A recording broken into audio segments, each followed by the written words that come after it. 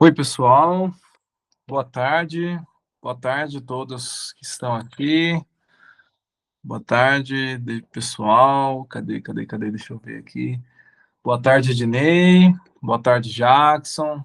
Boa tarde, Ailma. Boa tarde, Ludigério. Boa tarde, Rosa. Boa tarde, Bruna. Tudo bem com vocês? Estamos começando neste momento a nossa sétima aula do curso. Olha, dá para acreditar? Já estamos no sétimo encontro, pessoal. Passa rápido, né? Pois olá você também que está assistindo pelo YouTube posteriormente a esta gravação. Nós vamos começar agora esta aula, tá bom? Eu queria convidar vocês a, se puderem, e se for o desejo de vocês, vocês podem se juntar comigo em uma palavra de oração, tá bom?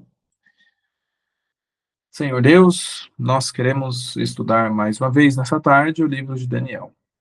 Nós queremos que o Senhor se faça presente, iluminando nossa mente, facilitando nosso entendimento, para que possamos entender o que o Senhor quer nos falar. Pedimos isso no nome de Jesus. Amém. Muito bem, pessoal. Nós estamos na aula 7, como eu falei. A gente vai dar prosseguimento ao estudo do livro de Daniel. Nós, na última aula, falamos sobre o capítulo 4. Quem veio e quem assistiu, né, o vídeo no YouTube, viu como foi interessante, né, a história de Nabucodonosor. Só reforçando, pessoal, a lista de chamada, ela está no chat, tá bom? Você que quiser aí a sua certificação no final do curso, por favor, esteja apertando ali no botão do chat, e aí você pode preencher seu nome no link, tá bom? Muito bem, e hoje a gente vai falar sobre o capítulo 5 de Daniel. Eu não sei se vocês lembram, mas a gente comentou no começo do curso que o livro de Daniel, ele foi escrito em duas línguas, a priori, né? Tem o hebraico, que foi o capítulo 1, e do capítulo 8 em diante, essa parte hebraica do livro. E você tem uma parte do livro que foi escrita em aramaico, que era a língua da diplomacia, era a língua internacional dos dias de Daniel. E veja, essa parte que está em aramaico é compreendida pelos capítulos 2 até o capítulo 7. Capítulo 2, 3, 4, 5, 6, 7 são capítulos escritos originalmente em aramaico. E por isso que eu falei, eu não sei se vocês lembram, mas a gente comentou nessa mesma aula que essa parte em aramaico do livro, ela é trabalhada em uma lógica quiástica. Para quem lembra, quiasmo é uma estrutura, um gênero textual hebraico, em que o texto ele é escrito em paralelo. Ou seja, a primeira parte combina com a última, a segunda com a penúltima, a terceira com a antepenúltima, assim por diante, até você afunilar e você chega num centro. O que está no centro do texto, em tese, é aquilo de mais importante que aquela porção tem a dizer. E essa parte, em aramaico, ela é escrita de forma quiástica. Veja, o capítulo 2, ele combina com o capítulo 7, a gente não chegou ainda lá. Mas os dois capítulos trabalham com profecias, a história mundial. O capítulo 3 combina com o capítulo 6, que é o da próxima aula, porque os dois capítulos trabalham com fidelidade, lealdade a Deus, mesmo diante da oposição governamental que possa surgir. E você tem no centro dessa parte aramaica, no centro desse quiasma, você tem dois capítulos. Você tem Daniel 4, que vimos na última aula, e você tem Daniel 5, que é a aula de hoje. Porque esses dois capítulos eles estão em paralelo. Veja, Daniel 4 ele é um exemplo de salvação eterna. É o exemplo de alguém, como foi Nabucodonosor, e quem estava na última aula sabe do que a gente está falando. Um exemplo que, biblicamente falando, é possível assumirmos que ele esteja salvo, né, biblicamente falando. Agora, Daniel 5, ele é um outro exemplo, é o exemplo oposto. É o exemplo de alguém que também teve conhecimento, mas que optou por rebelar-se, tá? Então, tentem trabalhar essa ideia, esse paralelo. Tracem esse paralelo na mente de vocês, entre o estudo passado e o estudo de hoje, tá bom? Porque essa era a ideia original de quem escreveu o livro, o profeta Daniel. Essa estrutura que acho que ela não está aí por acaso. Como eu já falei para vocês nas últimas aulas, os autores bíblicos eles levavam muito a sério a estrutura textual das suas obras, tá? E, enfim, vamos lá. Então, hoje a gente vai falar sobre da arrogância à destruição. Vamos comentar um pouco sobre Belsazar, a escritura na parede e o episódio envolvendo a queda de Babilônia. Eu queria que vocês dessem uma olhada nesse diagrama aqui. Assim, né? Não, na verdade, não é um diagrama. Isso aqui é uma árvore genealógica. O que é uma árvore genealógica? Uma árvore genealógica, como vocês sabem, ela é uma árvore de família, que mostra os antepassados de uma determinada linhagem, certo? Essa aí é uma árvore genealógica bem simples para a gente filtrar, tá, o conteúdo de hoje, tá? Eu queria que vocês vissem isso aqui, porque para vocês entenderem o que aconteceu com a esfera política do Império Babilônico após a morte do rei Nabucodonosor. Veja, no último capítulo, no último estudo em que nós vimos, Nabucodonosor, ele morre aproximadamente quase ali com uns 80 anos, mais ou menos. É uma idade muito avançada para aquele período, onde você não tinha remédios convencionais como temos hoje, você não tinha vacinas, enfim. Você chegar à idade dos 80 anos algo, era algo digno de ser destacado, né, naquele tempo. E Nabucodonosor, ele atinge uma idade relativamente longeva. Agora, veja, vocês vão perceber que existem três caixas aí nesse diagrama, nessa árvore genealógica, perdão, que estão da cor vermelha. E as três estão com o nome Nitócris com um ponto de interrogação. Isso é porque, gente, nos escritos antigos, é difícil, muito difícil, vocês não têm noção. É difícil você reconstruir com precisão e exatidão uma determinada família, uma determinada linhagem. Quanto mais no passado é essa família, mais difícil é você entender os laços de família. E a Nitócris, ela aparece aí nessas três caixas pelo seguinte motivo. Quem faz menção a ela é o historiador grego Heródoto, que a gente vai comentar hoje. E assim, não é conclusivo, sabe? Você fica na dúvida. Afinal de contas, Nitócris, ela era o quê? Ela era a esposa de Nabucodonosor? Ela era filha dele, como é a segunda caixa aí? Ou Nitócris, ela foi a esposa de Nabonido, né?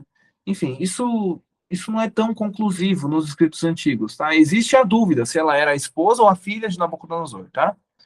Mas veja, de modo geral, o que aconteceu foi o seguinte: Nabucodonosor morre e ele havia sido o maior rei do Império Neobabilônico daquela época. Ele havia sido o rei que governou por mais tempo naquela dinastia. Quem assume o reinado logo após a morte de Nabucodonosor é alguém que é mencionado, inclusive, na Bíblia, que era o seu filho direto, filho legítimo dele, Evil-Merodach. Só que Evil-Merodach, ele, historicamente falando, ele não vive muito tempo. O seu reinado durou aproximadamente ali do ano 562 ao ano 560, tá? E você tem aí ele sendo assassinado 2 anos depois, logo após ele ter assumido, ele foi assassinado pelo seu cunhado, que está aí também na família genealógica, que era Nergal-Sarezer.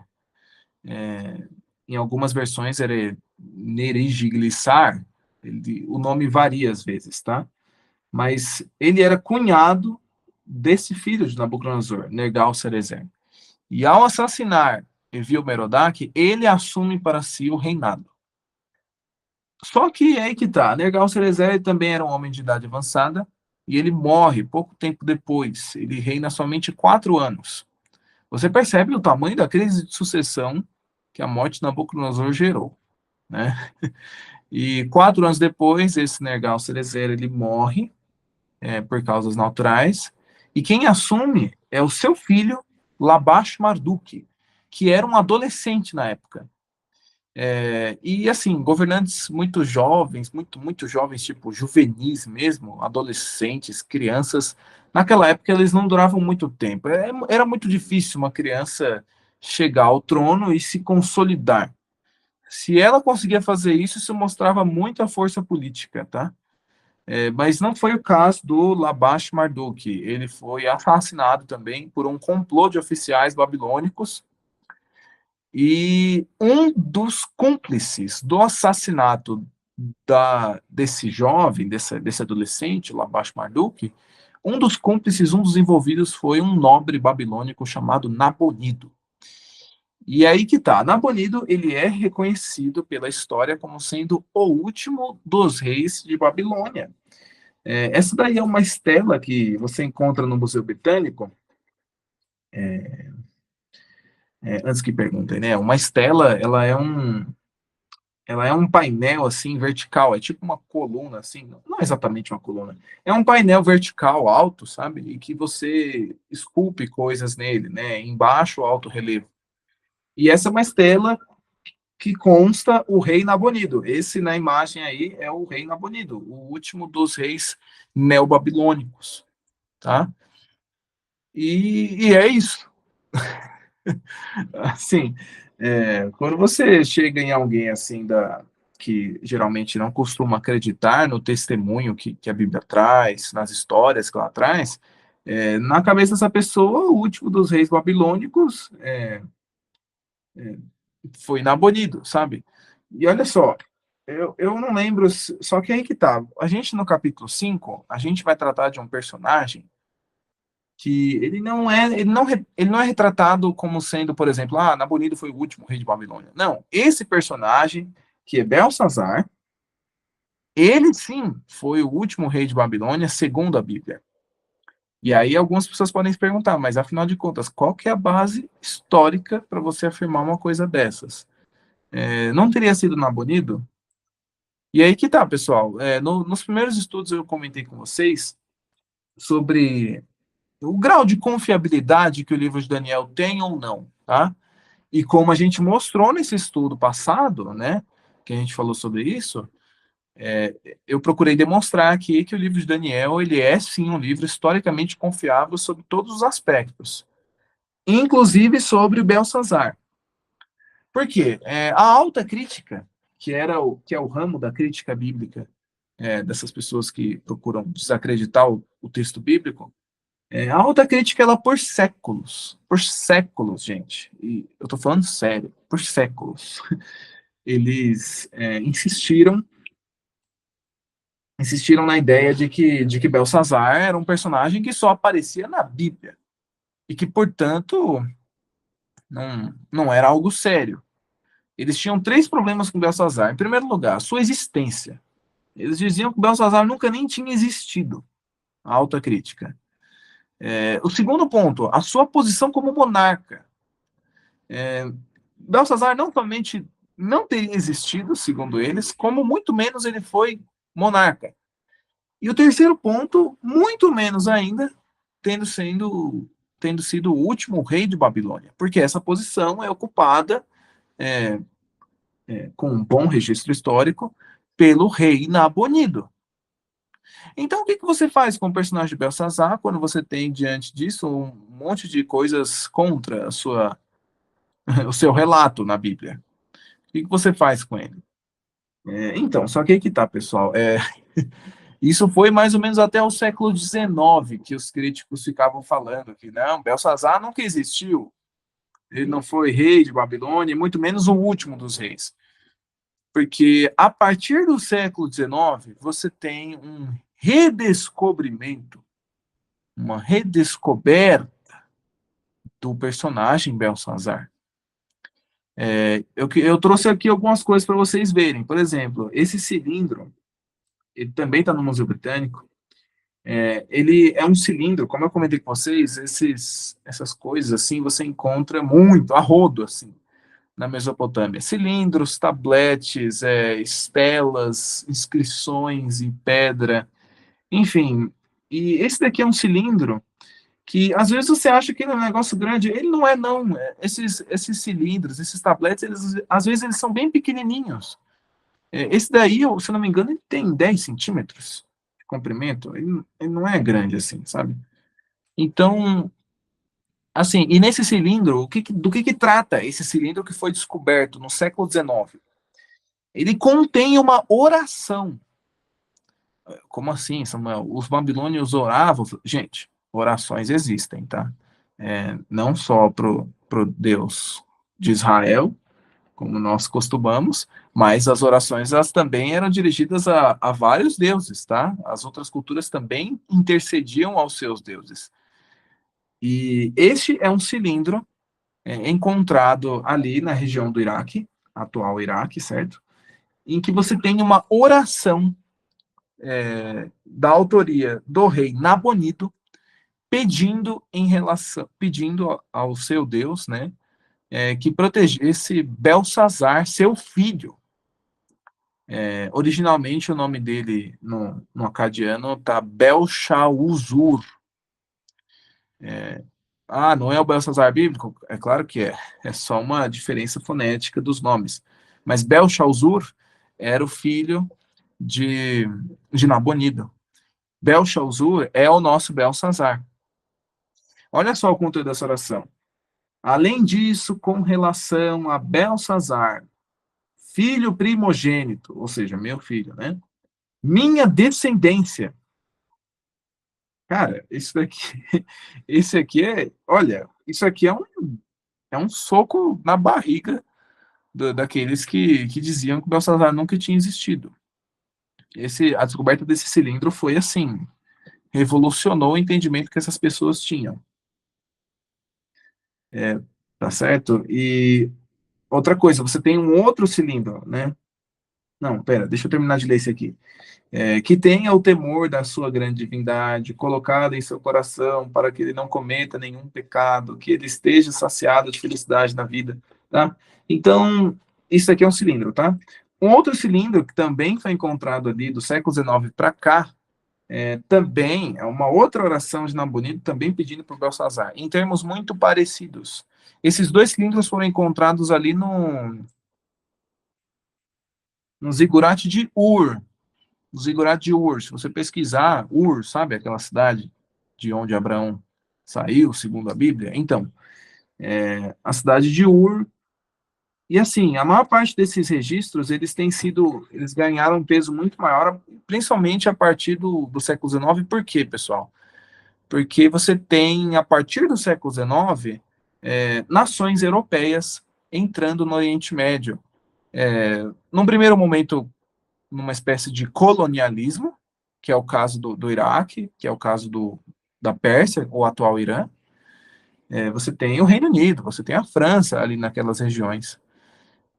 E o Reino Unido, a França, eles eram países, desde o século XIX, que eram países muito modernizados do ponto de vista científico. E aí, quando eles ocupavam aquela região, eles mandavam para lá uma série de arqueólogos, de paleontólogos, estudiosos dessas áreas, tá? E aí, por isso que a partir do século XIX você tem esse boom no crescimento de fontes, de achados arqueológicos, tanto que favorecem a Bíblia, quanto que trabalham história geral, de forma geral, tá? E esses dois cilindros foram achados no zigurate de Ur, que tem até aquela foto icônica, né, da Guerra do Iraque, na década de 2000, soldados americanos subindo a escadaria do zigurate de Ur, né? Foi ali que encontraram esses cilindros. Olha só, pessoal, esse daqui é um tablete também que está no Museu Britânico e ele é um recibo. Olha, você aí, ó, que vai no mercado. Você quer sua via? Mas isso aqui era via, pessoal, naquela época, tá? Esse aqui é um recibo de compra e venda de um escravo, em valor em prata, que era pago, tá? E nesse tablete é especificado o vendedor. Quem é que estava vendendo esse escravo? Era um homem chamado Itinabuguzu. E esse Itinabuguzu, ele era um cortesão, isso está tudo escrito nesse tablete, tá, gente? Isso está no Museu Britânico. Ele era um cortesão do príncipe herdeiro Belshazzar. Opa! Então, veja, se nesses outros cilindros aqui, eles já haviam ficado meio que nocauteados com o fato de que, bom, existiu alguém chamado Belshazzar. Agora, nesse tablete, está claro que Belshazzar, ele não somente existiu, como também ele ocupou algum cargo de importância na realeza de Babilônia. Esse tablete menciona Belshazzar como príncipe herdeiro. E aí ele tem o nome do comprador, o comprador do escravo, né, que era um homem chamado Remut Marduk Nasir. Enfim, cara, é um barato essas coisas. Na faculdade a gente viu muito tablets, assim, o professor trazia para a gente ver, projetava, assim, e olha, é muito bacana essa experiência de você escavar a história e você vai redescobrindo lasquinhas, né, pedacinhos do passado que não ajudam, não, assim, não trazem o entendimento completo das coisas, mas que vão reconstruindo o passado aos poucos, e você vai tendo um panorama geral, né, do que aconteceu. E aí, bom, essas críticas a Belshazzar foram sepultadas com a descoberta do poema de Nabonido, que também está no Museu Britânico. E assim, pessoal, é um documento muito importante, porque nesse documento é deixado muito claro que Nabonido ele não reinou sozinho. Ele foi sim o último rei de Babilônia? Foi sim, mas ele foi junto com o seu filho. Porque, de acordo com esse documento, Belshazzar ele ficou como um regente em Babilônia na sua ausência. Olha isso aqui, o texto ele diz assim: ele quem? Nabonido. Ele confiou o acampamento a seu filho mais velho, seu primogênito. Acampamento aqui, gente, não é só tenda, tá? Acampamento é uma palavra que era usada na época para um assentamento, uma cidade, enfim. Então ele confiou a cidade, o reino, o domínio, né, daquela região ao seu filho mais velho, seu primogênito. As tropas de todo o país ele deixou sob seu comando. Ele deixou tudo, entregou o reinado para ele e ele próprio afastou-se para uma longa viagem. E que viagem foi essa? Nabonido, por outras fontes, a gente também sabe que ele dedicou a maior parte do seu reinado fora de Babilônia. Quem estava aqui na última aula, lembra-se que eu havia comentado que não era obrigação dos reis de Babilônia morarem em Babilônia. Não era obrigação dos reis da antiguidade, seja de qualquer outro império, morarem na capital. Os reis, os imperadores, geralmente escolhiam o lugar onde eles iam morar, sabe? Uma cidade de luxo, sabe? Uma cidade de descanso para eles e tal. O grande diferencial é que Nabucodonosor, ele morava, ele fez de Babilônia, ele fez a capital a sua residência. E é por isso que Nabucodonosor se orgulhava muito da cidade. Mas nós vemos aqui o exemplo do último rei de Babilônia, do império, né, o rei Nabonido. Ele não morava em Babilônia. Ele ficou em Babilônia os 3 primeiros anos e depois ele se retirou para uma cidade pequena que fica lá na Península Arábica. É quase um oásis, no meio do deserto, a cidade de Temã. E por que Nabonido foi para lá, Samuel? Porque Nabonido ele não era um estudioso, não. Nabonido ele não era um devoto do principal deus de Babilônia, que era Marduk. Nós sabemos pela história que Nabonido ele era adorador do deus Sim. O deus Sim era o deus da lua. E em Temã você tinha uma maior visibilidade do céu do que em Babilônia. Então ele retirou-se para Temã justamente para passar o tempo do seu reinado lá. É isso que a gente sabe. E ele voltou à Babilônia em poucas ocasiões, tá? como a gente vai ver, inclusive, daqui a pouco, tá? Então, é nesse contexto que você tem, no capítulo 5 de Daniel, no verso 1, o texto dizendo que o rei, e sim, o rei Belsazar deu um grande banquete a 1000 dos seus grandes e bebeu vinho na presença dos 1000. Então, olha, Nabonido ele estava lá em Temã, no meio da Arábia, e Belsazar ele estava como regente em Babilônia. Quando que acontece a história do capítulo 5? Nós sabemos pela história que ela acontece em 12 de outubro do ano 539 a.C., porque essa data simplesmente acabou entrando para a história em decorrência do que aconteceu, né, depois. Só contextualizando, né, como eu falei para vocês no estudo de Daniel 2, você tinha um império crescendo aos poucos nas fronteiras ali do Império Neobabilônico. No ano 550, o rei da Pérsia, Ciro, ele tinha unificado os reinos da Média e os reinos da Pérsia. No ano 546, Ciro tinha conquistado o reino da Lídia, que é o reino que está aqui, ó, nessa porção do mapa. E já era agora o ano 539, e os olhos do Império Medo-Persa estavam se voltando agora para a Mesopotâmia, que é a região onde ocupava ali o Império Neobabilônico. E assim, pessoal, ele já inclusive estava marchando, invadindo o território do Império, os Médios e os Persas. Eles estavam seguindo o curso do Eufrates, ao norte, e eles haviam tomado a cidade de Sipar, que ficava alguns quilômetros ao norte da capital babilônica, tá? E outra coisa, Nabonido nessa ocasião, ele não estava em Temã. Para sermos justos com ele, Nabonido ele tinha voltado um pouco antes para Babilônia, por volta do ano 540, mais ou menos. Ele tinha armado um exército e ele saiu para combater as forças medos e persas que estavam se avizinhando ao norte. Só que Nabonido ele foi derrotado em algumas batalhas ali ao norte e ele se retirou em direção ao sul. Quem ficou em Babilônia? Ficou em Babilônia o regente, que também era um rei, né? Porque o regente é isso, ele é o rei na ausência do rei.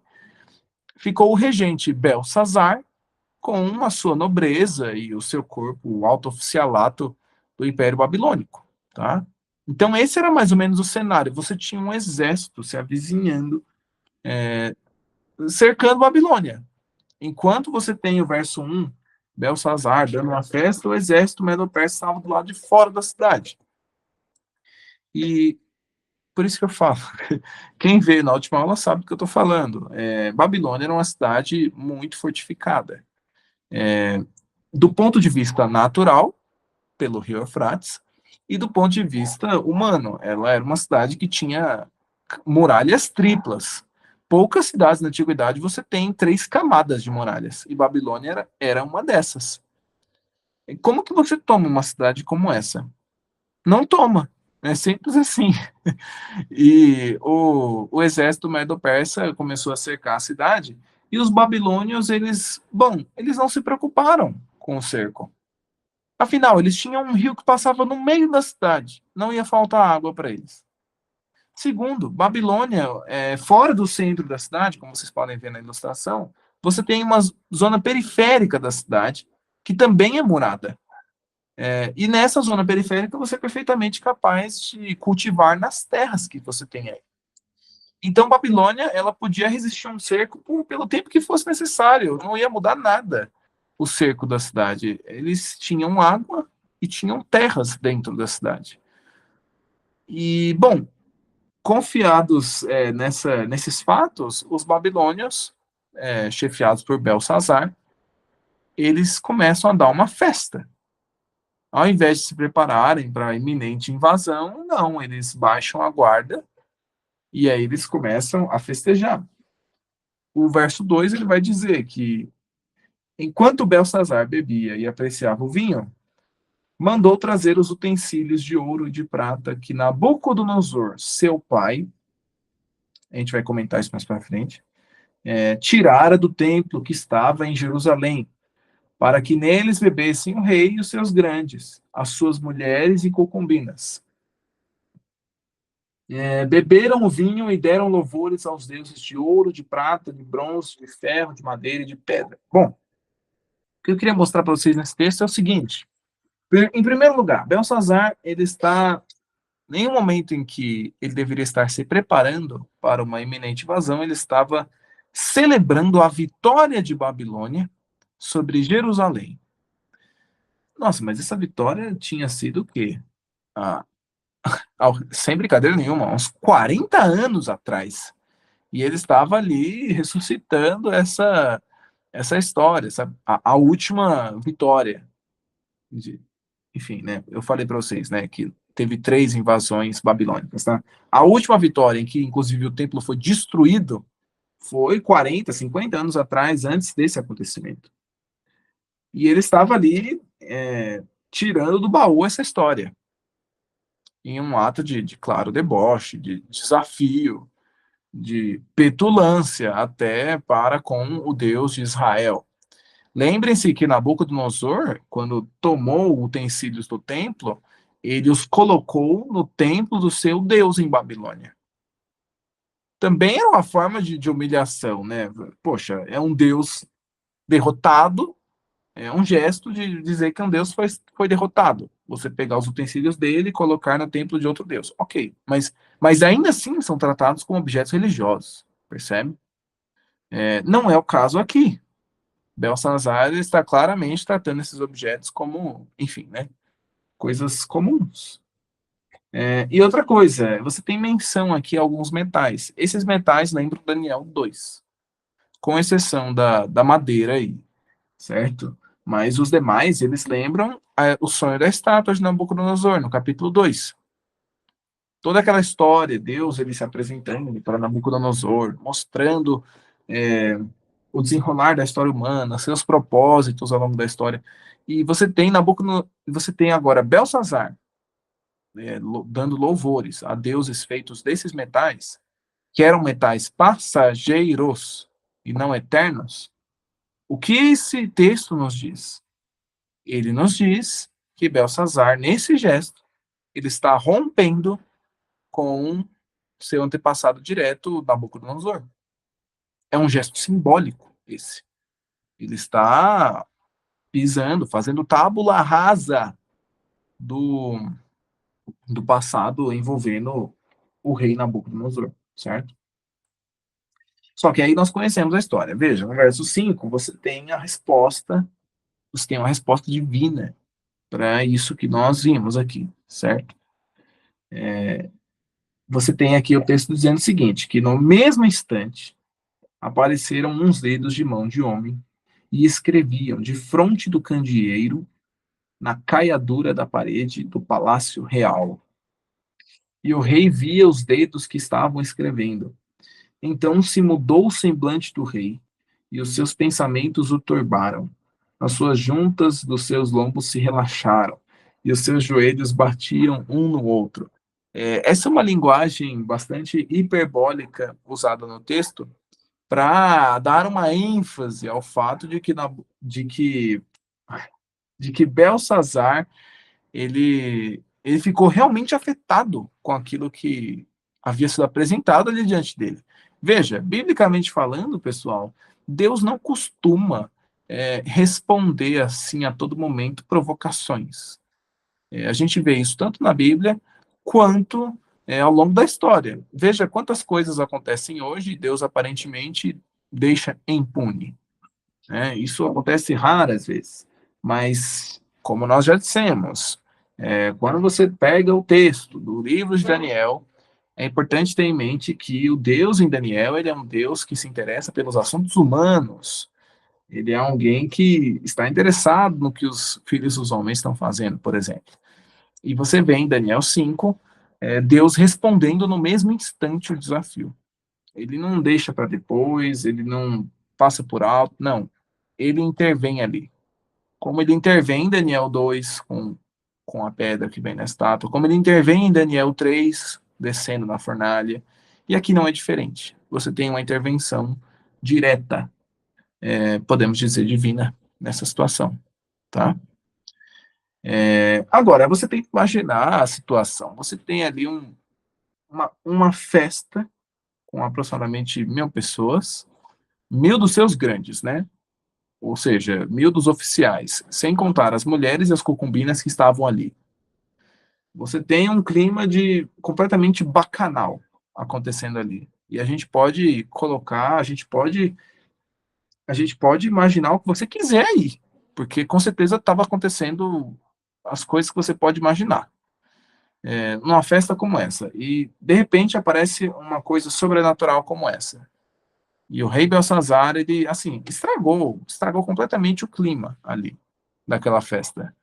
As pessoas, de repente, mesmo embriagadas, começaram a ficar pensativas, porque todo mundo aqui sabe que uma pessoa pode estar embriagada como for, mas ela não perde completamente os sentidos, ela tem uma mínima noção do que está acontecendo, e é assim, a festa ficou com um clima péssimo, tá? E isso foi durante a noite.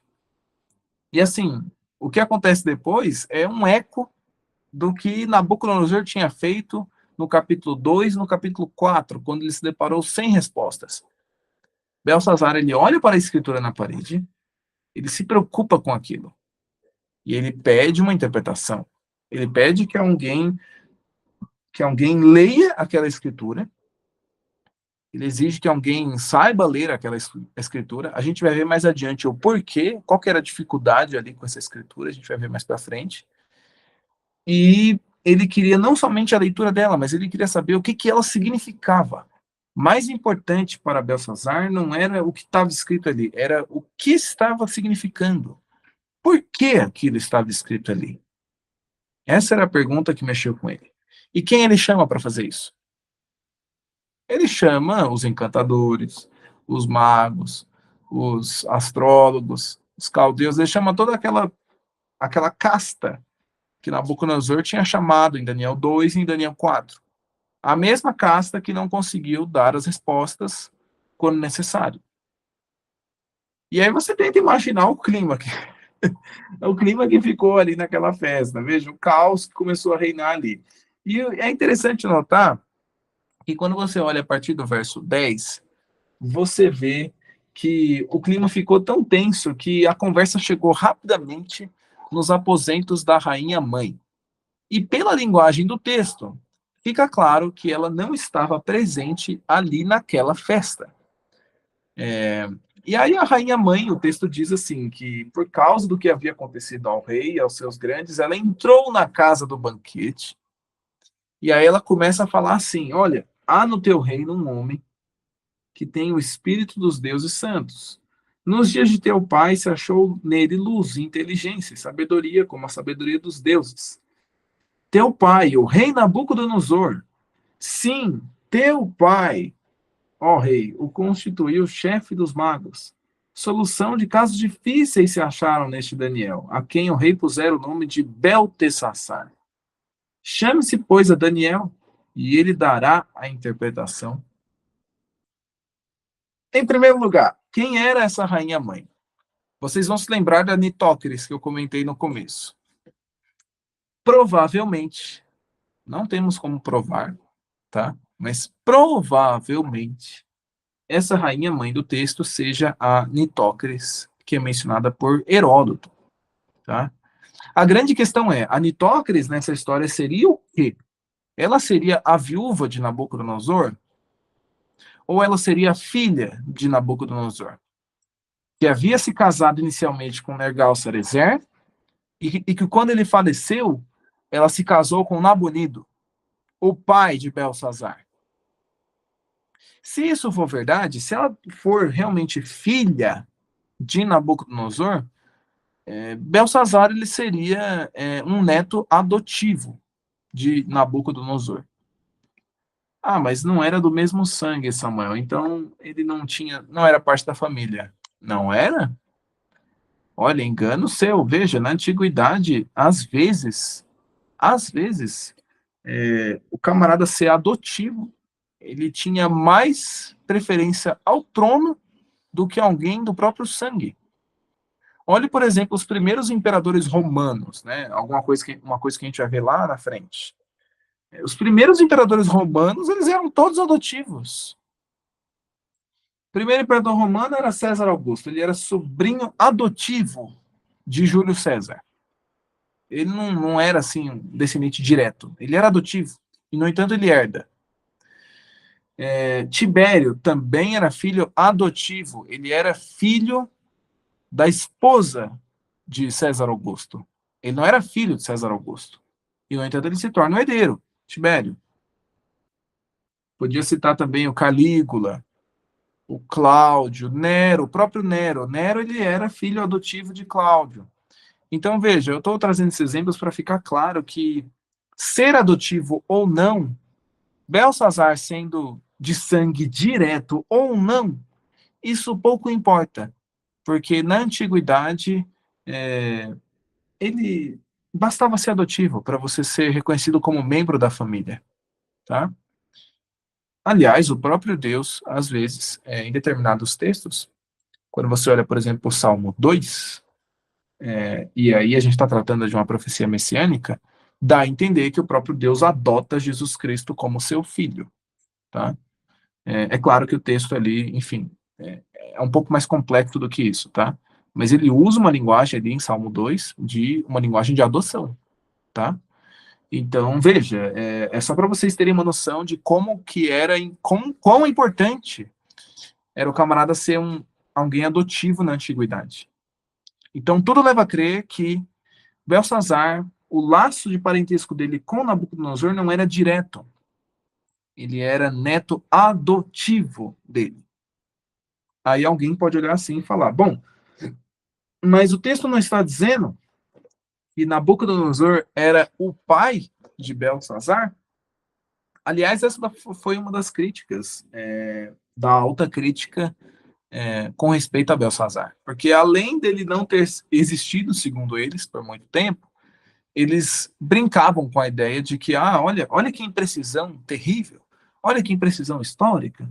A Bíblia está dizendo que Belsazar, esse sujeito que a gente nem sabe quem foi, ele foi filho de Nabucodonosor. E nós sabemos que quem herda o trono depois de Nabucodonosor é o seu filho Avilmerodac, depois Nergal-Sarezer, assim por diante e tal. Então, vocês entenderam o problema aqui? Então, afinal de contas, por que a Bíblia então chama Nabucodonosor o pai de Belsazar? A resposta para isso é muito simples também, pessoal. E é por isso que eu falo. Quando a gente se depara com o texto bíblico, é importante você entender o contexto cultural por trás daquela passagem. É importante isso. Uma análise mais aprofundada faria você rapidamente descobrir o seguinte, que a palavra pai ou a palavra filho, na antiguidade, nos tempos bíblicos, ela era usada muitas vezes para expressar caráter, e não necessariamente um parentesco biológico. Por exemplo, você encontra isso em outros textos da Bíblia. Tem um livro no Antigo Testamento, que é o livro de 1 Samuel, você tem aí na tela que eu coloquei para vocês, os filhos de Eli, que era um sumo sacerdote na época, eles são chamados de filhos de Belial. Belial aí é associado a demonologia, né? Inclusive, há quem advogue que Belial seja um dos demônios. Ser ele um dos demônios ou não, o que importa é como os meninos são chamados. Eles são chamados de filhos de Belial. Quer dizer que eles eram filhos do próprio Satanás? Não. Quer dizer que eles tinham o caráter dele. Tá? João 8,44, outro exemplo perfeito para isso. Jesus diz que todo aquele que mente é filho do diabo. Porque o diabo, ele é o quê? Ele é o pai da mentira. Não tem como você parir a mentira, tá? Você percebe que nem sempre quando a Bíblia coloca a palavra pai e filho, ela está querendo dizer um laço biológico, literal entre eles. Isso pode ser aberto à interpretação dependendo do contexto, tá? E esse aqui é claramente o caso. Porque a gente sabe pela história que Belsazar, pelo amor de Deus, gente, Belsazar não era filho de Nabucodonosor. A gente sabe disso e tá cheio de provas, e eu mostrei para vocês aqui. Ele era filho de Nabonido, um camarada que nem da família era. Então, o que Belsazar era? Ele era, no máximo, neto adotivo de Nabucodonosor. Olha lá, Romanos, o livro de Romanos também diz que aqueles que acreditam no Evangelho de Jesus, né, enfim, aceitam a justificação pela fé, eles são chamados de filhos de Abraão, porque eles são filhos da promessa também. Isso não quer dizer que você que acredita em Jesus como Messias é um filho de Abraão. Abraão foi lá com a sua mãe e fez você. Não. A Bíblia está dizendo que aquele que aceita pela fé pode ser chamado de filho de Abraão também, porque Abraão é considerado o pai da fé, tá? Então é para mostrar para vocês que, enfim, né? E então por que Belsazar ele é chamado de filho de Nabucodonosor aqui? Porque ele tinha ali o mesmo caráter desse homem, Nabucodonosor, alguém muito orgulhoso, alguém muito implacável, sabe? Resistente. É claro, antes dele se converter, Nabucodonosor, certo? Mas havia grande semelhança entre eles, tá? E outra, Nabucodonosor é considerado como se fosse o pai daquela dinastia babilônica.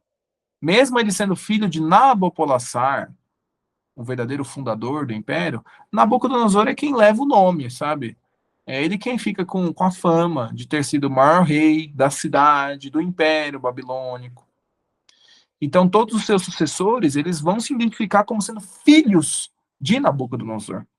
Filhos literais? Não, filhos políticos, é, filhos de nobreza, enfim, né? Mas não diretos. Filhos no sentido de legado que ele deixou, tá?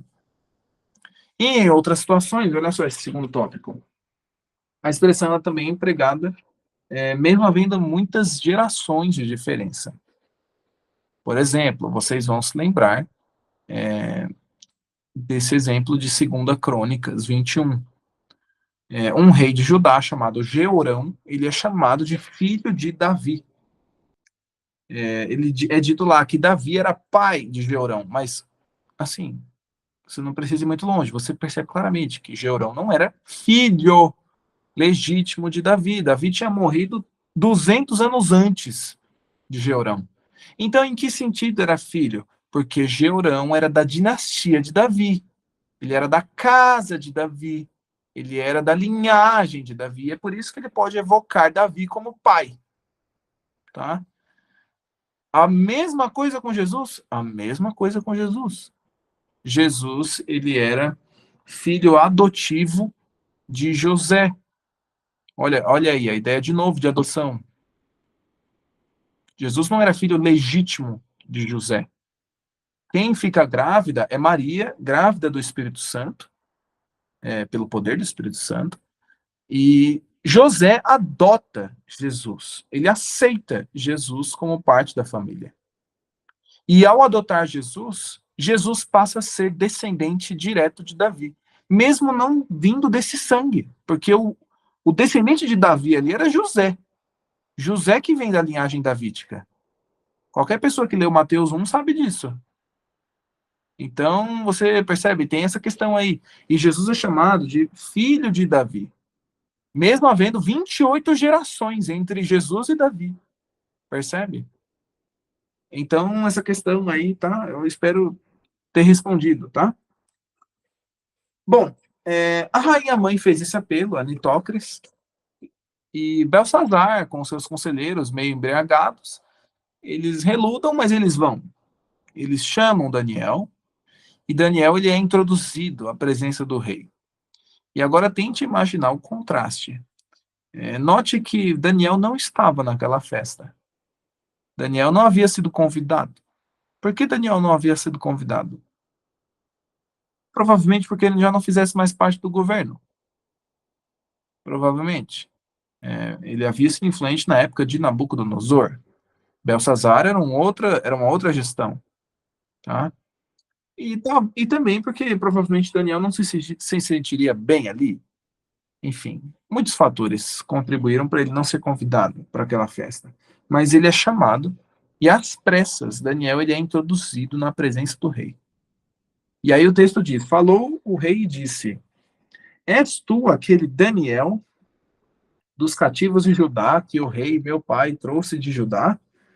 Se puderes ler essa escritura e fazer-me saber a sua interpretação, serás vestido de púrpura, terás cadeia de ouro ao pescoço e serás o terceiro no meu reino. Pessoal, note aqui umas coisas interessantes. Em primeiro lugar, Belsazar não chama Daniel pelo nome babilônico dele. Belsazar não chama Daniel pelo nome político dele. Belsazar não chama Daniel pelo nome com que Daniel construiu a carreira dele em Babilônia. O nome dele era Belteshazzar. Esse era o nome dele como ministro de Estado. E, no entanto, ele chama ele pelo nome hebraico. Por que ele chama pelo nome hebraico? Provavelmente pelas palavras que vêm depois. Ele diz: És tu aquele Daniel dos cativos de Judá? Mais uma vez, nós vemos aqui o desprezo de Belsazar pelos judeus. Ele começa esse desprezo pegando os utensílios do templo de Jerusalém, debochando completamente daqueles utensílios. E aqui, mais uma vez, assim, tem teólogos que enxergam isso aqui. Eu tenho dificuldade, mas uma leitura, assim, você pode concluir isso. Dá para ver antissemitismo aqui. Se você levar as últimas consequências, dá para ver, dá para enxergar isso aqui. É como se Belsazar tivesse esquecendo completamente a carreira de Daniel, a reputação que ele construiu durante o reinado do rei mais importante de Babilônia. Belsazar pega tudo isso, faz uma bolinha e joga no lixo. E aí ele chama Daniel pelo nome zero dele, né? Pelo nome inicial. És tu aquele Daniel dos cativos de Judá? Ele não fala, você é Belteshazzar, ministro do meu pai, chefe dos magos do meu pai. Não. Ele trata Daniel como um Zé Ninguém. Um Zé Goiaba, que estava lá em Babilônia. Então você percebe aqui um problema, tá? Outra coisa, Belsazar, ele promete para Daniel três coisas, se ele fosse capaz de interpretar aquela escritura. A primeira delas é, ele seria vestido de púrpura. Púrpura na antiguidade era uma vestimenta, era uma cor destinada à realeza.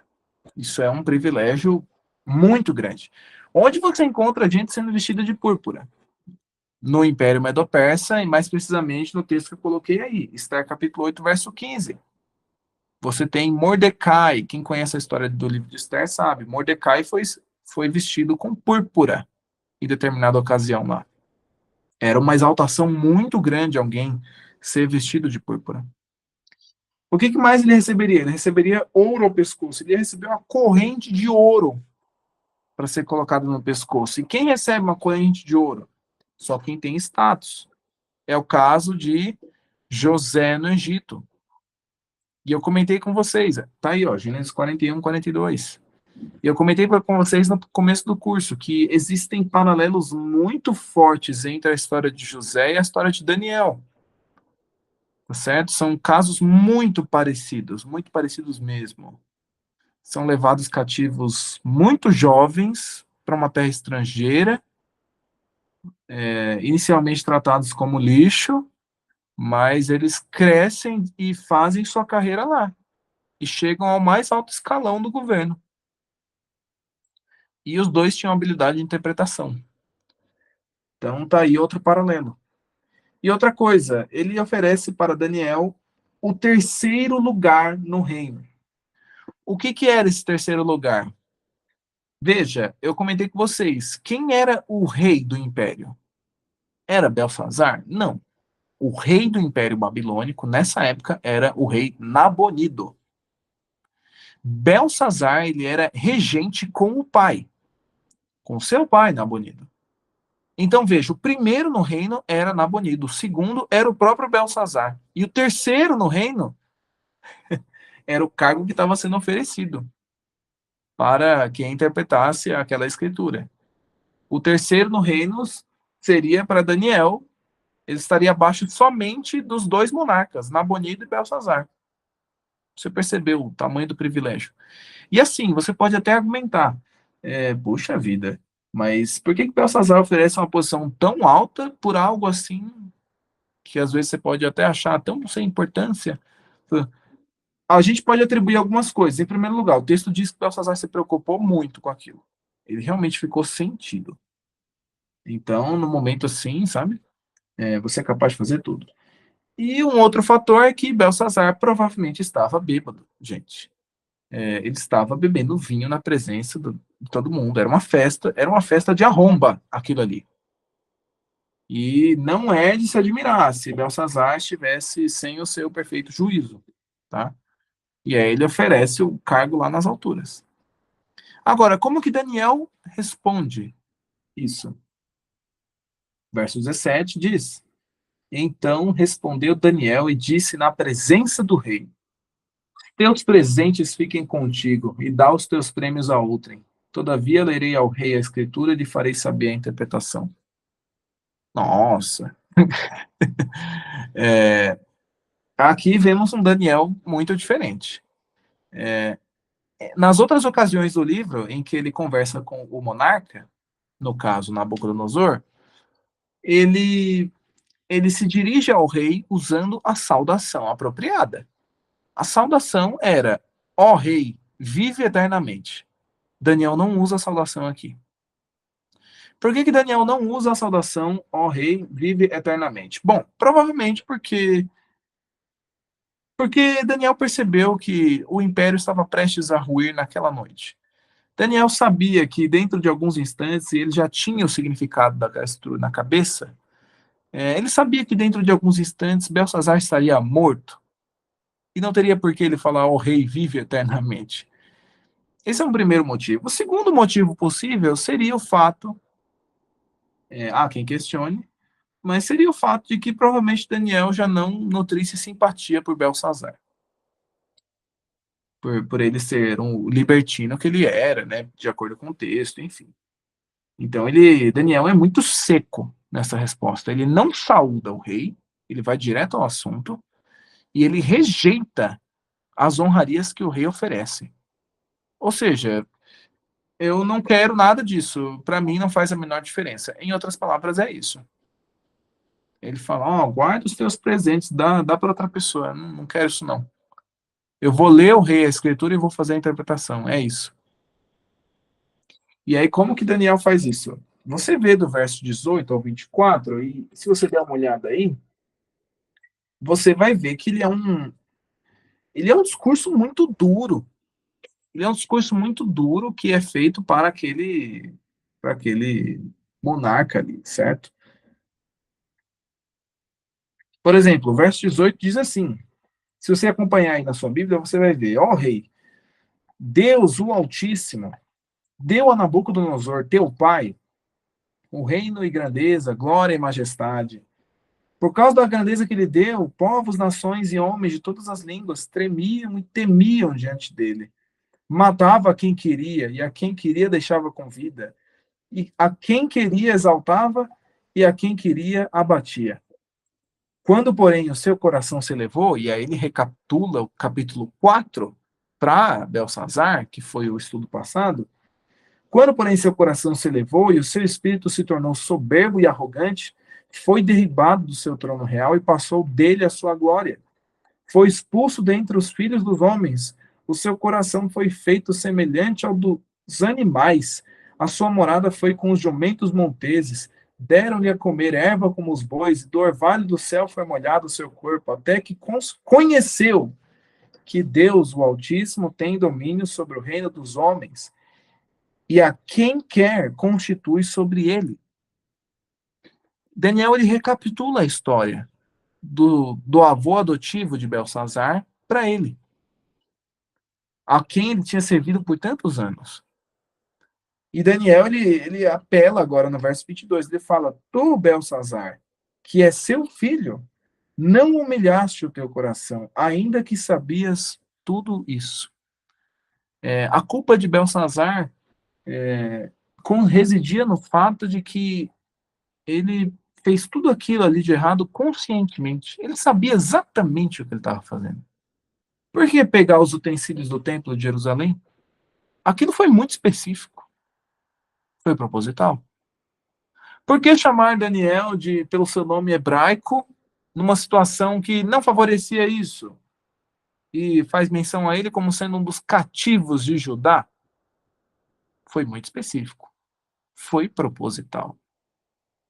Belsazar sabia exatamente o que ele estava fazendo, mesmo estando semi-embriagado. E aí no verso 23, te levantaste contra o Senhor do céu, pois foram trazidos os utensílios da casa dele perante ti, e tu e os teus grandes, as tuas mulheres, as tuas concubinas bebeste vinho neles. Além disso, deste louvores aos deuses de prata, de ouro, de bronze, de ferro, de madeira, de pedra, que não veem, que não ouvem, nem sabem. Mas a Deus em cuja mão está a tua vida e todos os teus caminhos, a ele não glorificaste. E aí ele fala, bom, então da parte dele foi enviada aquela mão que traçou esta escritura. Então veja, esse é o discurso de Daniel que foi dirigido a Belsazar.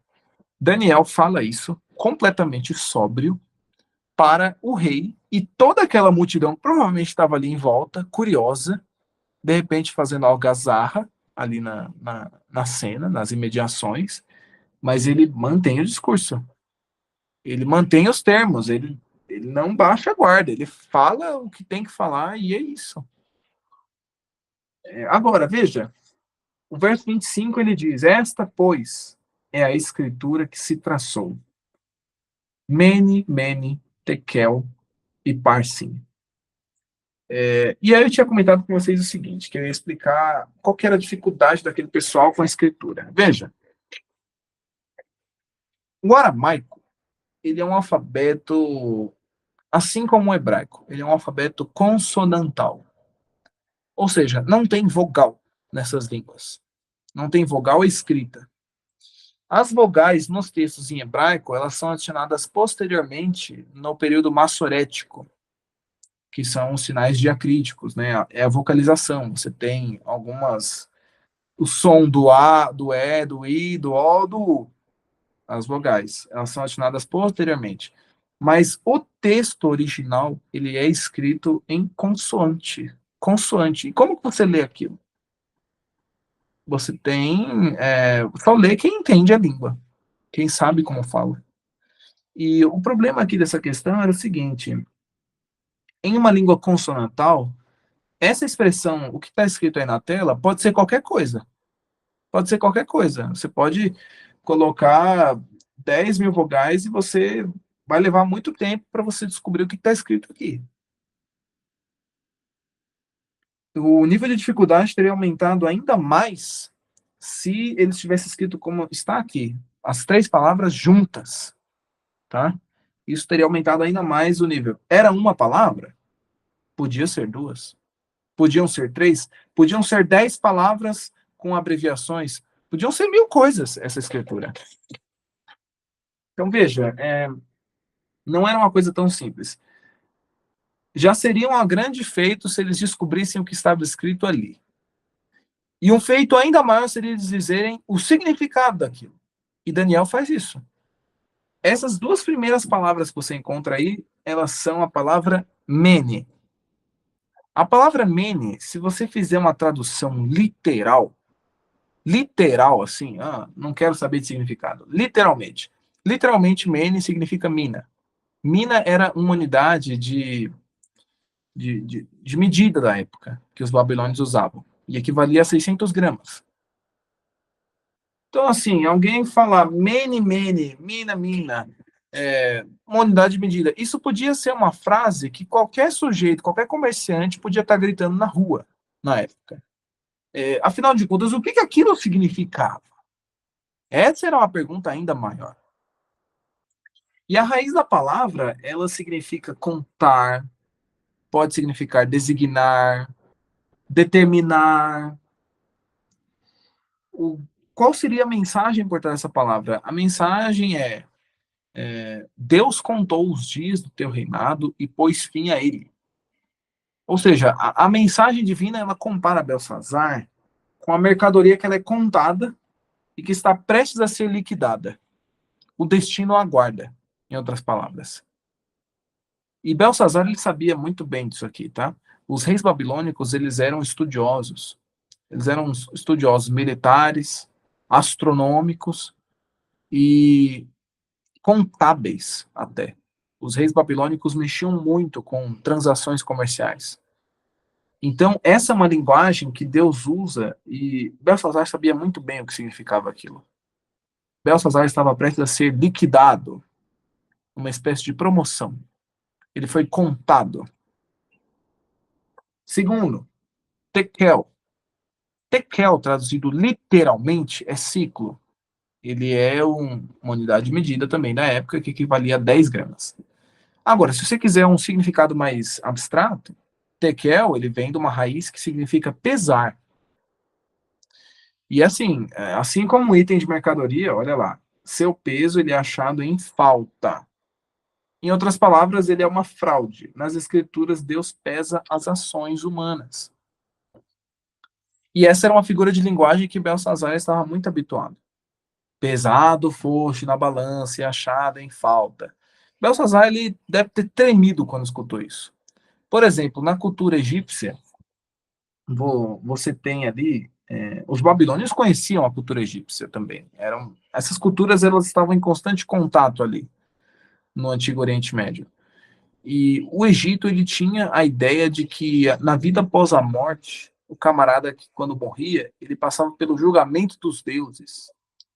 E aí ele era posto diante do grande deus egípcio, Osíris. E Osíris ele mandava pesar o coração daquele morto numa balança, colocava em um prato o coração dele e no outro prato colocava uma pena. Se o coração fosse mais pesado que a pena, ele estava condenado a passar a eternidade morto. E aí ele era devorado rapidamente por um animal naquela cena. E aí, se a pena fosse mais pesada, o coração era mais leve, percebe? E aí ele alcançaria a vida eterna no além egípcio, tá? Só para você, eu estou trazendo esse exemplo para vocês terem uma noção de que a ideia de pesar na balança, ela aparece em outras culturas. E Belsazar, ele sabia o que isso significava. E ele foi achado em falta. Sua balança pendeu negativamente, tá? Por fim, Pérez. Parsim, gente, parsim, que era o que está escrito, parsim é o plural de Pérez, tá?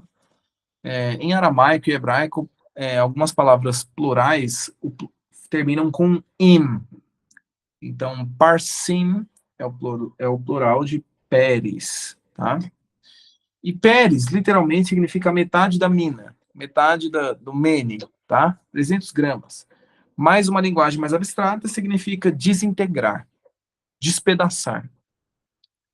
Ou seja, essa palavra ela está dizendo que Belsazar ele seria despedaçado, não somente ele, mas tudo aquilo que ele representava. Sua mercadoria, ele que era a mercadoria nessa história, ela se tornaria presa e seria rasgada em pedaços. E aí a ideia de plural, porque está escrito parsim, certo? E parsim é o plural de Pérez. Esse plural já aponta para a pluralidade dos indivíduos que iriam rasgar esse império. Eram dois, medos e persas, tá? E Daniel fala isso. Pérez, dividido foi o teu reino e dado aos medos e aos persas. E por fim, um outro detalhe. Veja, são 4 palavras. Mene, mene, tekel e parsim. Mene se repete 2 vezes, mas são 4 palavras que são usadas aqui. No original, além das 4 palavras, é aí que tá. É interessante ler no idioma original. Em hebraico e em aramaico, a explicação de cada uma dessas palavras também usa 4 palavras. Por que essa cisma com o número 4? Porque o número 4, no livro de Daniel, ele é um número importante. O número 4, veja, a estátua ela tem 4 metais. Não existe um quinto metal. Depois do quarto metal, você vem a pedra, certo? E da mesma forma como não existe um quinto, não existe um além daquele 4, a gente poderia entender o seguinte, que o 4 no livro de Daniel, ele é um presságio do fim. Em outras palavras, o quarto é a beira do precipício. Não há mais nada além daquilo. Então, Daniel, Deus passar essa mensagem para Belsazar, usando 4 palavras, e Daniel explicar cada uma dessas palavras, usando também 4 palavras, é um indício claro de que, biblicamente falando, e só a gente entende isso hoje, né, porque a gente tem o texto todo, é um indício claro de que Belsazar, o seu fim era derradeiro, ele havia chegado no fim da linha ali, tá? Agora, o que é interessante é que alguns críticos ainda podem questionar, veja, mas essa história realmente aconteceu? Será que eles estavam realmente fazendo uma festa de arromba em Babilônia? O rei estava entregue dessa forma assim? Qual que é a base para isso? Olha, muita gente se surpreende com isso, mas a história ela dá completo apoio a Daniel capítulo 5. Por quê? Nós temos 2 historiadores antigos que detalham também os acontecimentos daquela noite. Não detalham exatamente em detalhes o que estava acontecendo dentro da cidade, mas eles detalham, eles focando no que estava acontecendo fora da cidade, enquanto toda essa história que a gente se debruçou aqui estava acontecendo. Um desses historiadores é o Heródoto e o outro é o Xenofonte. O Xenofonte, inclusive, ele foi um militar, ele foi um soldado grego mercenário que lutou pelos persas por muitos anos. Enfim. E assim, olha só, pessoal, e eu queria que vocês prestassem atenção para vocês verem como que o testemunho dessas fontes ele comprova perfeitamente o testemunho que é dado nas escrituras, tá? Por exemplo, Heródoto diz que os babilônios eles encerraram-se atrás das muralhas. Eles haviam reunido de antemão provisões para muitos anos. Por que eles se trancaram dentro das muralhas? Provisões para muitos anos, por quê? Porque os persas estavam chegando. Os médios e os persas estavam cercando a cidade. Xenofonte fala, os sitiados escarneciam do cerco, porque tinham víveres para mais de 20 anos. Olha só. Por conseguinte, o Heródoto fala, o cerco não os inquietava de maneira alguma. Isso é o Heródoto falando no seu livro História. E o Xenofonte ele fala no seu livro Ciropédia. Olha só o que o Xenofonte também comenta. Sabendo que em Babilônia havia uma festa, Xenofonte falando isso, sabendo que em Babilônia havia uma festa em que todos os babilônios passavam toda a noite em suntuoso banquete, Ciro, assim que a noite espalhou seu escuro manto, fez à força de braços conectar o rio com o fosso. O que Ciro fez? Ele cavou durante a noite um fosso paralelo ao rio. Não, não, paralelo não. É que conectava junto com o rio Eufrates. Então, durante a noite, ele desviou as águas, isso é Heródoto falando agora, desviou as águas do rio para o lago. Então, veja, você tem o rio Eufrates e você tinha próximo dali um lago. Ciro ele cava entre os dois um canal de ligação.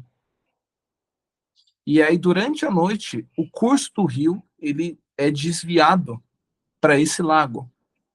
E o que acontece com o leito do rio? A água baixa, a água escoa. E o leito do rio ele fica é, mais baixo, você percebe? E isso estava acontecendo enquanto estava acontecendo o que em Babilônia? Enquanto estava acontecendo a maior festa, certo? Entraram no rio alguns infantes, né, soldados de infantaria, e cavaleiros para examinar se o leito do rio podia ser pisado sem perigo. E com a resposta afirmativa, Ciro convocou os oficiais de infantaria e cavalaria e falou-lhes nesses termos. Então ele manda primeiro algumas pessoas para ver se dá para passar, se não está perigoso, se não tem o perigo das tropas atolarem. E quando ele recebe a confirmação de que está tudo ótimo, eles podem avançar pelo rio, Ciro reúne as tropas e ele diz o seguinte: amigos, o rio, isso é o Xenofonte falando o que Ciro disse, tá? Ciro falando, amigos, o rio nos franqueia a entrada na cidade. Entremos nela confiadamente, lembrando-nos que esses mesmos contra quem agora vamos, já nós vencemos, quando não perturbados pelo excesso da gula, armados e em ordem de batalha. Ou seja, ele está dizendo o seguinte, gente, nós já travamos batalhas contra os babilônios antes, e eles não estavam perturbados pela gula, eles não estavam, enfim, perturbados de nenhuma forma, e nós vencemos eles em batalha. Aí ele fala, agora eles estão muito entregues ao sono, muito entregues ao vinho, e nenhum em ordem de peleja.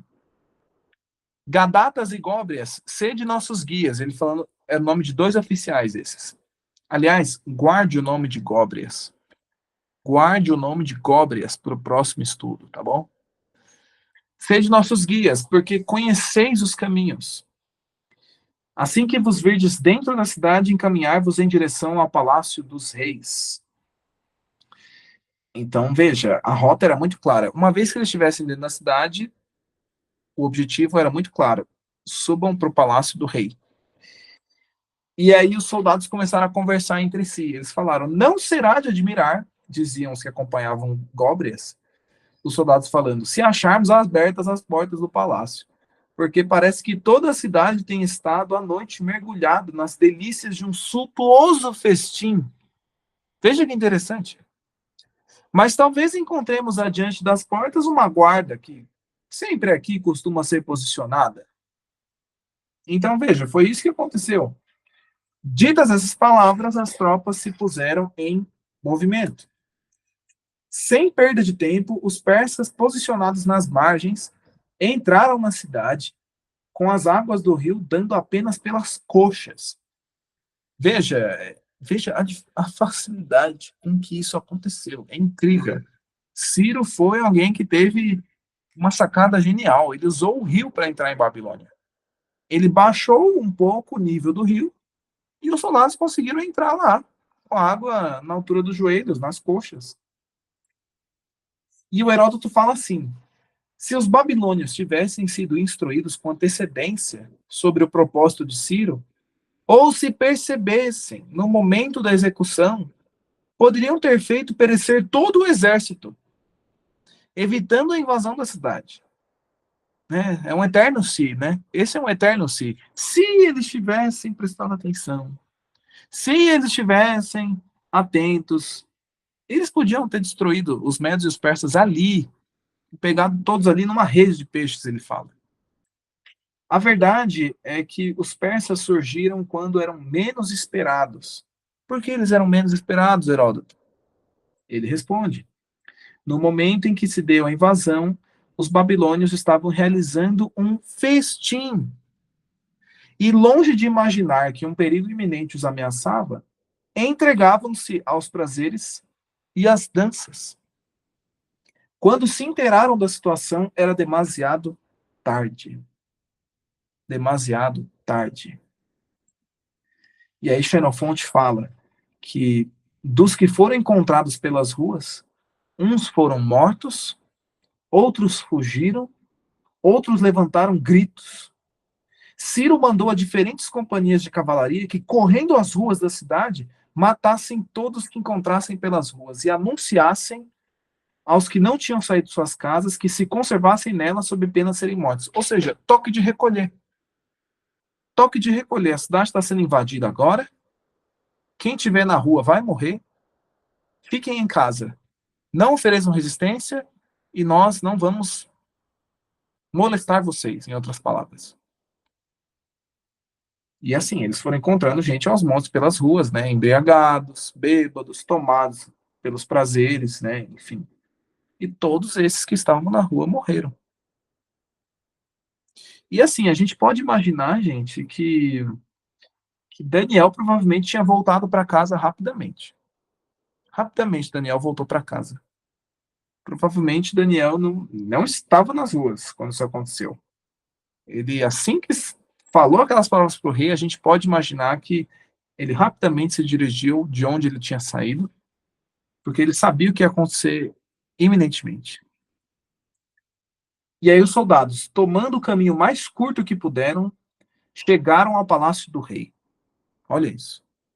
E aí eles encontraram o quê? As portas estavam fechadas, mas a guarda bebia a roda de uma grande fogueira na frente.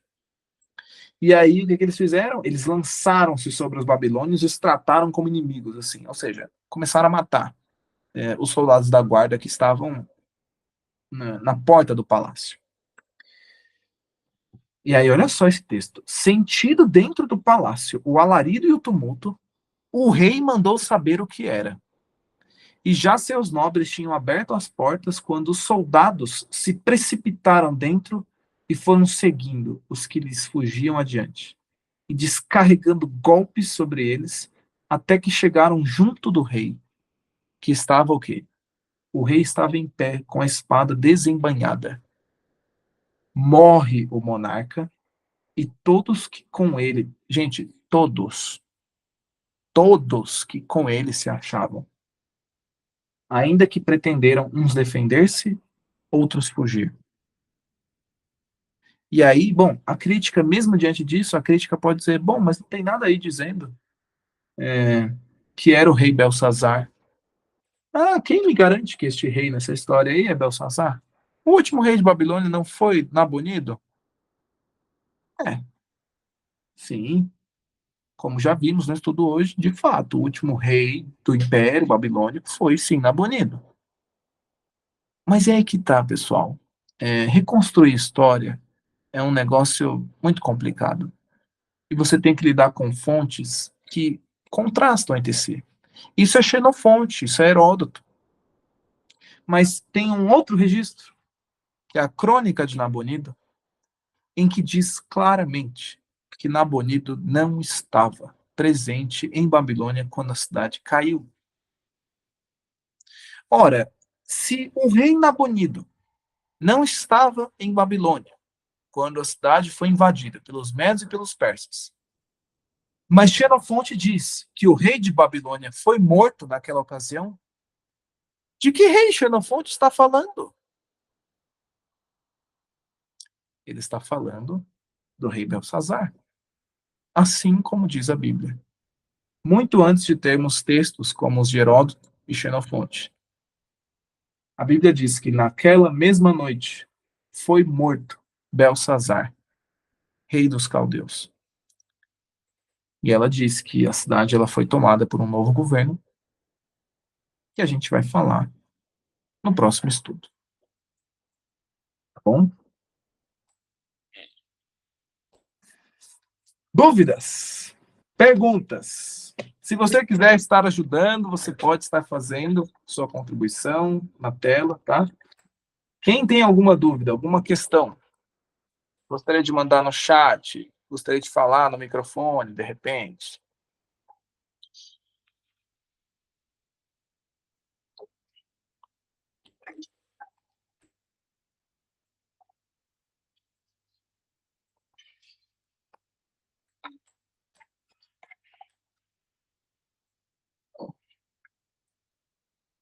Não há dúvidas?